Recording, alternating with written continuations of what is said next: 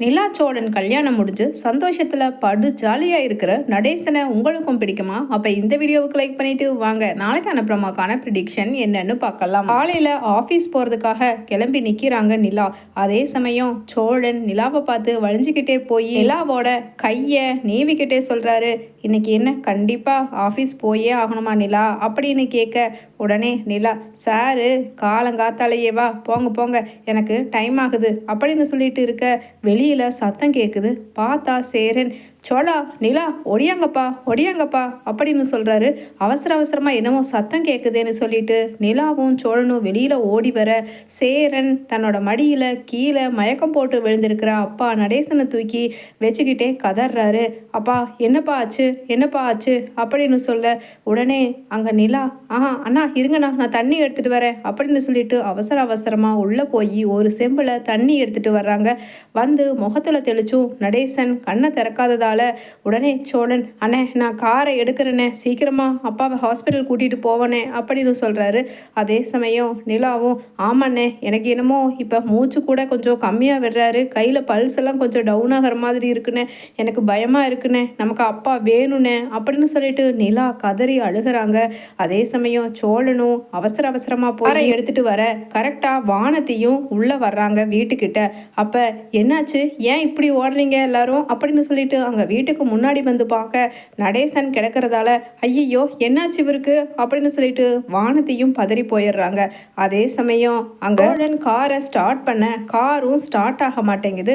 உடனே சோழன், ஐயோ கடவுளே ஏன் இப்படி ஒரு சோதனை, சீக்கிரமா எங்க அப்பாவை ஹாஸ்பிட்டல்ல சேர்த்தணுமே அப்படின்னு சொல்லிட்டு உடனே சேரனும், என்னப்பா ஆச்சு சோழா, சீக்கிரம் அப்படின்னு சொல்ல, சோழன் என்ன ஆச்சு சோழன், சீக்கிரம் ஸ்டார்ட் பண்ணுங்க சோழன் அப்படின்னு சொல்லிட்டு நிலாவும் பரிதவிக்கிறாங்க. வானத்தையும், என்னங்க ஆச்சு, சீக்கிரம் அப்படின்னு சொல்லிட்டு சொல்ல, கரெக்டாக சோழன் ஸ்டார்ட் பண்ணவே முடியாமல் உடனே சரி முன்னாடி ஏதாவது ஆயில் அல்லது ஏதோ அந்த தண்ணி எல்லாம் குறைஞ்சிருக்குமோன்னு சொல்லி செக் பண்ணுறாரு. அப்பவும் கரெக்டாக இருக்குன்னு சொல்லிட்டு க்ளோஸ் பண்ணிவிட்டு அவசர அவசரமாக அப்படியே காரை எடுக்கிறாரு. எடுத்தா கார் ஸ்டார்ட் ஆகிடுது. அப்படியே ஒரு ஒரு 100 மீட்டர் போனதுக்கப்புறமா மறுபடியும் சொர்ன்னு சத்தம் கேட்குது. என்னாச்சு அப்படின்னு சொல்லிட்டு நிலாவும் சேரனும் கேட்க, டயர் பஞ்சர் ஆயிடுச்சுங்க, ஒரு நிமிஷம் நில்லுங்க அப்படின்னு சொல்ல, உடனே சேரன், என்னப்பா சோழா இப்போவே இவ்வளவு தடங்கள் வருது, மனசுக்கு ஏனோ சங்கடமாக இருக்குது அப்படின்னு டவுன் ஆக மாதிரி பேச, உடனே நிலாவும், இல்லைண்ணே நம்ம அப்பாவுக்கு அவர் மனசுக்கு எதுவும் ஆகாதுண்ணே, நீங்கள் கவலைப்படாதீங்கண்ணே, சோழன் என்னாச்சுன்னு பாருங்க சோழன் அப்படின்னு சொல்ல, உடனே வானத்தையும், என்ன நான் வேணும்னா பாண்டியை வர சொல்லட்டுமா அப்படின்னு கேட்குறாங்க. உடனே ஆமாம் பாண்டியையும் வர சொல்லுங்க அப்படின்னு நிலா சொல்ல, வானத்தி பாண்டிக்கு ஃபோன் பண்ணுறாங்க. அதே சமயம் அங்கே முன்னாடி காரை சுற்றிக்கிட்டே ஒரு சாமியார் லேடி வந்துட்டு சொல்கிறாங்க, ஆமாம் என்ன எத்தனை முயற்சி பண்ணினாலும் தடங்களாகவே வருதே, ஒரே கெட்ட சகுனமாகவே இருக்கேன்னு குடும்பத்தோட எல்லாரும் யோசிக்கிறீங்களா அப்படின்னு சொல்லிட்டு பலமா ஹஹஹான்னு சொல்லி சிரிக்கிறாங்க அந்த சாமியார் லேடி. சோழனும் என்ன ஆச்சுன்னு ஷாக் ஆகி பார்க்க, இறங்கி சேரணும், அதெல்லாம் நாங்கள் பார்க்கலாமா, தயவு செஞ்சு இப்போ எங்கள் அப்பாவை ஹாஸ்பிட்டல் கூட்டிகிட்டு போகணும், இந்த சமயத்தில் நீங்களும் டிமோட்டிவேட் பண்ணாதீங்க, தயவு செஞ்சு கொஞ்சம் கம்முன்னு இருங்க, உங்கள் வேலையை பார்த்துட்டு போங்க அப்படின்னு சொல்லிட்டு நிலாவும் மாற்றி திட்டி அனுப்புகிறாங்க.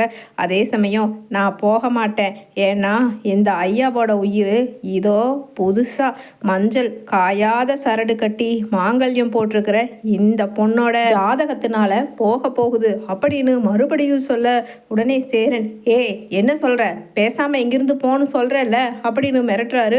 உடனே சோழனும், என்ன தேவையில்லாமல் வந்து ஏதாவது 500 1000 பணம் பிடுங்களான்னு இப்போ பேசிக்கிட்டு இருக்காத, நாங்கள் இருக்கிற சூழ்நிலையில் ஓங்கி அரைஞ்சாலும் அரைஞ்சிடுவேன் அப்படின்னு சொல்லிட்டு அங்கே சோழனும் சொல்ல, உடனே நிலா, என்ன இவங்க இப்படி சொல்கிறாங்களே அப்படின்னு சொல்ல, உடனே வானத்தையும், அண்ணே அவசரப்படாதீங்கண்ணே, அவங்க என்ன சொல்கிறாங்கன்னு தான் கேட்போமே அப்படின்னு சேரன் கிட்ட சொல்ல, உடனே சோழன், என்ன பேசுகிற நீ, இப்படி ஒரு சூழ்நிலையில் இந்த அம்மா கிட்ட ஜோசியம் பார்த்துட்டு இருக்கிற மாதிரி நிலைமையிலையா இருக்கும், அப்பாவை சீக்கிரமாக ஹாஸ்பிட்டல் கொண்டுட்டு போக வேண்டாமா அப்படின்னு சொல்ல, நாங்கள் என்ன நீங்கள் டயர் மாற்ற நேரத்தில் தானே கேட்குறோம், அதனால் ஒன்றும் அவர் உயிர் போயிடாது, அவங்க சொல்கிறத கேட்போம், எப்படியா இருந்தாலும் நீங்கள் டயர் மாட்டி முடிச்சதுக்கப்புறம் தானே வண்டியை எடுப்போம் அப்படின்னு வானதி பேச உடனே நிலா கண்ணில் நீர் கோர்க்க அமைதியாக உட்காந்துக்கிறாங்க. அதே சமயம் வானதியும் நீங்கள் சொல்லுங்கம்மா, இந்தாங்க பணம் வேணும்னாலும் 200 கொடுக்குற, என்ன இவங்க ஜாதகத்தில் என்ன மிஸ்டேக் இருக்குது, ஆக்சுவலாக இவங்க லவ் மேரேஜ் மாதிரி தான், அதனால் என்ன ஏதுங்கிறது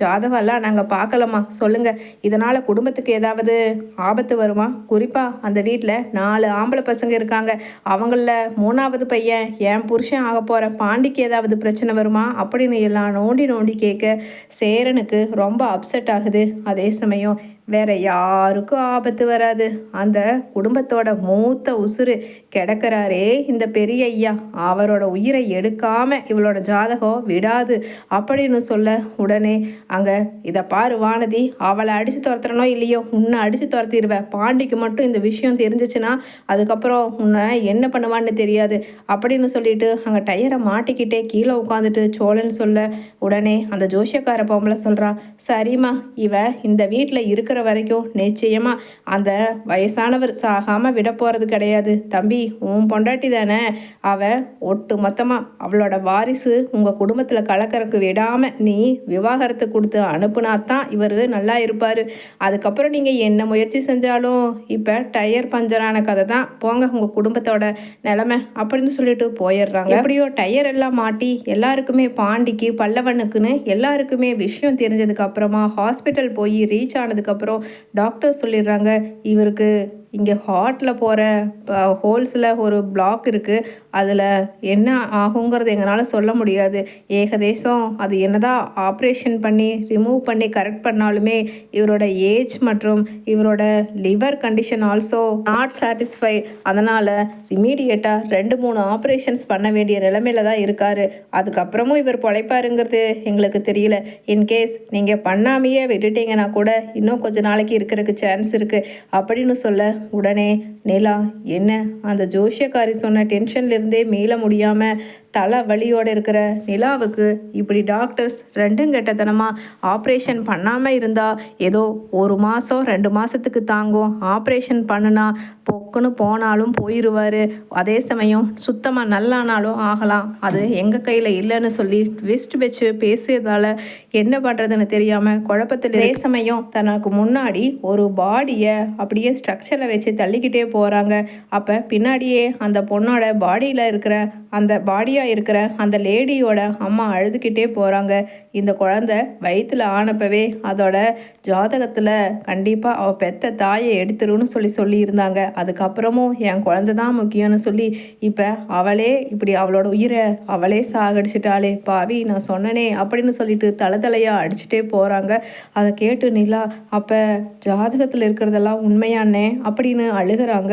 உடனே சோழனும் என்னங்க நீங்கள் தேவையில்லாமல் யாரோ சொன்னாங்கங்கிறதுக்கு வேண்டி அப்படின்னு சொல்லிட்டு சொல்ல உடனே சோழன் சொல்கிறாரு, சரி நல்லதோ கெட்டதோ அவருக்கு ஆப்ரேஷனை பண்ணிவிடும், எப்படியாவது நல்லாகிறக்கும் வாய்ப்பு இருக்குன்னு சொல்லியிருக்காருல்ல அப்படின்னு சொல்ல உடனே நிலாவும் ஆனால் நான் ஆப்ரேஷனே பண்ணாமல் விட்டாலும் நல்லாகிறதுக்கு சான்ஸ் இருக்குது, இன்னும் கொஞ்ச நாள் வாழ்வாருன்னு சொல்கிறாங்கல்ல சோழன், என்ன பண்ணுறதுன்னு தெரியல, எதுக்கும் நம்ம கொஞ்சம் டைம் எடுத்துக்குவோம் அப்படின்னு சொல்லிட்டு நிலா சொல்கிறாங்க.